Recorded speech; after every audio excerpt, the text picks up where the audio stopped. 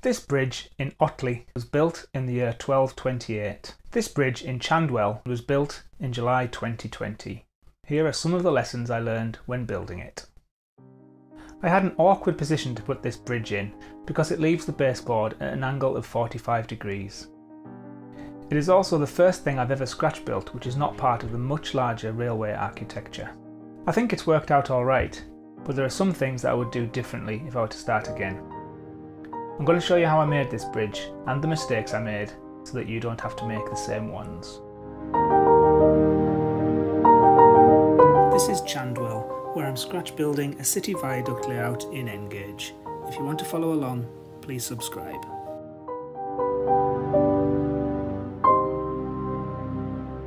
I found a plan of the bridge in the Bridges Conservation Management Plan online. The bridge is one of the oldest in England, so this is a very comprehensive document. It was simple for me to load the plan into Inkscape and then use it to get the arches the correct shape. The document includes measurements for the width of the arches, luckily, so by simply dividing these by 148, that's because British N scale is 1 to 148, I could scale my drawing to the right size and be confident that everything else would be to the correct scale.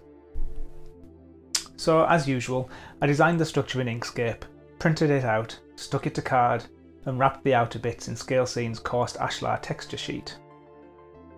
I'll be doing a tutorial video in my Inkscape series about this approach soon, so keep an eye out for that if you're interested.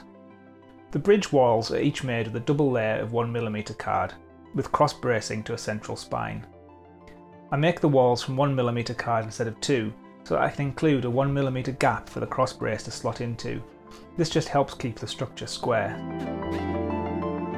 It's a simple enough task to use the slots to glue the bridge together, but care must be taken to keep the walls flat as the glue dries. I use engineer's squares to help with the gluing of the walls, and I find that magnetic right angle clamps are a godsend here as well. Made of 2 pieces of plastic with embedded strong magnets, they hold the card at a perfect 90 degrees as the glue dries. I'm just using normal PVA glue here, so I'll leave it for 20 minutes or so. The trusty black and orange clamps also help, of course. At this point in the build, I was surprised really by how small the bridge was. It's tiny in comparison to the viaduct and the Iron Arch Bridge which is behind it. I was worried that I'd made a mistake, but the measurements are right, and it's just a reminder of how small N scale really is.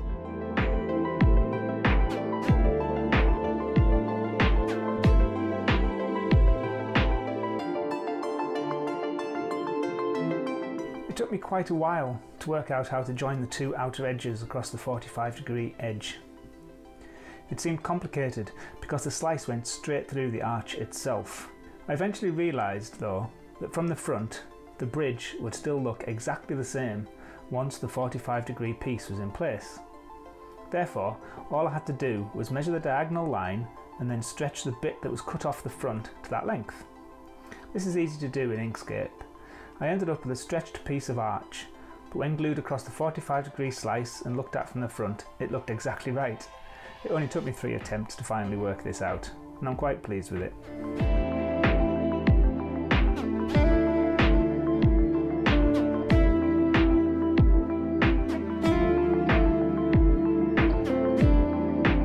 It was a simple job to add the arch undersides. I did this the same way as I did the arches on the viaduct. I took pieces of ScaleScene's dressed stone and simply glued them to the outer walls and inner spine. I took care to get them cut to the right size before I started, so the plan was just to put them in and push them into place. The real challenge with arches like this though is that when the glue dries, they do a lot to give strength and rigidity to the whole structure. It's important therefore to get them on straight and tight. The bridge was bending upwards a bit, so I added weight while the glue dried and hoped for the best. I've not been as successful as I would have liked. Because there's no wall on the inside of the arch, there is nothing to glue the bottoms to, and even though I tried to keep it tight, the arch faces have warped a little as the paper must have stretched. You can't really see it once the bridge is on the layout, but if I was to make it again, I think I would try and add some cross bracing of card to give a surface for the arch to be glued to. The 45-degree edge was exactly the right shape to take the arch, which convinced me I'd done that bit right. It did need trimming off at the end. That was just a simple case of running across it with a scalpel.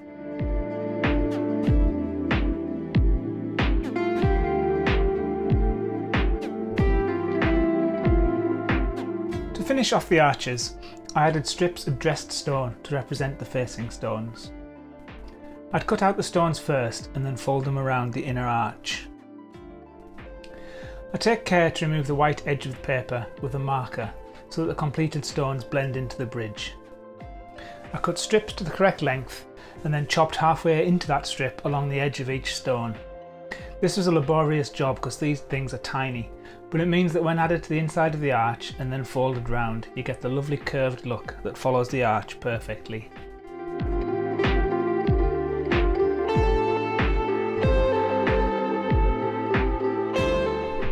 There's a small ledge on the real bridge, which is about the same height as the road, so I decided to make the road bed 2mm wider than the bridge itself, so that it sticks over the edge and represents that ledge.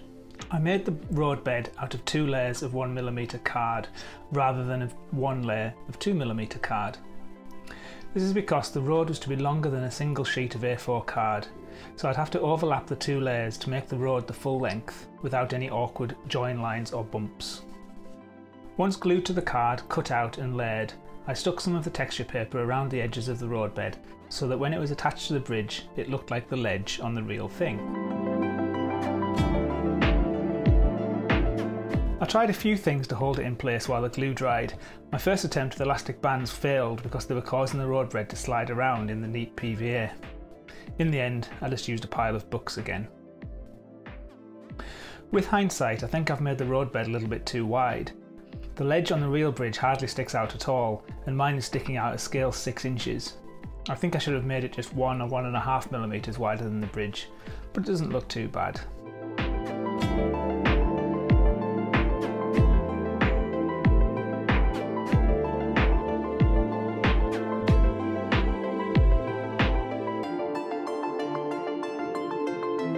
I made the wall from 2mm card. The bridge has buttresses which extend up into the wall above each of the piers. I decided to make the buttresses separately and then fix wall sections between them. This involved making tiny 3mm by 4mm blocks just 8mm high and then wrapping the texture paper around them. They needed to be vertical, but the surface of the bridge is at an angle due to the bridge's hump. So it was hard to get them square and it was hard to get them straight, and it was even harder to get the wall sections between them to all line up and look good. I managed to twist one of the coverings on the wall, and I've had to do something I hate doing. I've covered the mistake with a bit of vegetation. If I was to do this again, I would put the wall on in one piece, and then put 0.5mm strips on top to represent the buttresses.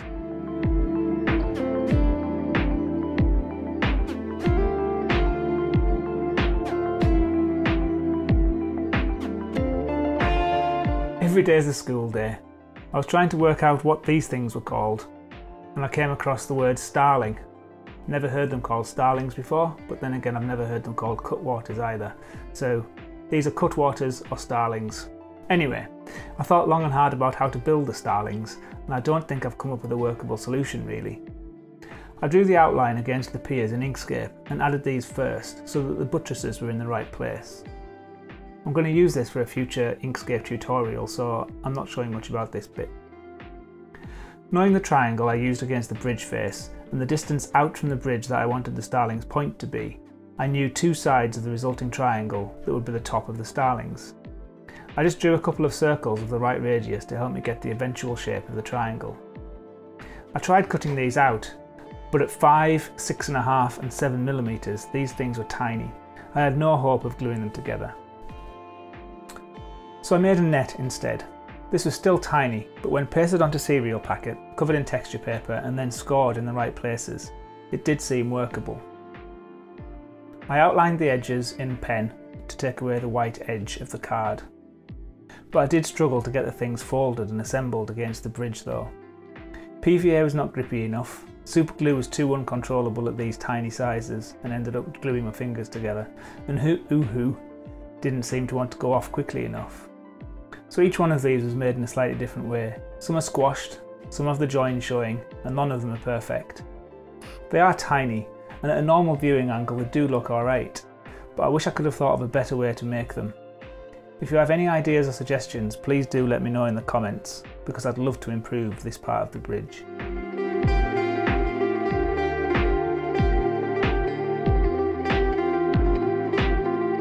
To finish off, I added capping stones to the top of the buttresses. I made sure there were no white edges as usual. I also used a simple nail file to make sure they were going on straight and flat. It was a simple case then to use a little dollop of PVA and use my tweezers to get them as square and as central as I possibly could. And with that, the bridge was finished. I'm quite happy with the bridge. It's the first time I've tried to make something this small, and it's turned out okay. I wish I could have got the cutwaters to be a little bit better, a little bit sharper, a little bit less bendy and split, but I think it's worked out okay. You'll see here that I've used a little bit of brown flock just along the edges of the walls to represent the dirt at the side of the road. I'm not sticking the bridge down just yet. I want to get the scenic treatment in and around the river complete before I do that, and then I'll stick it down with the rest of the road and add some pavements. If you want to keep up with the continued evolution of Chandwell, please press the Class 47 logo just there and subscribe. I'll be putting on another Inkscape tutorial next week, so keep an eye out for that if you're interested, and I've put a couple of links to some other videos there that you might like to look at as well. In the meantime, thank you for watching, and I'll see you next week.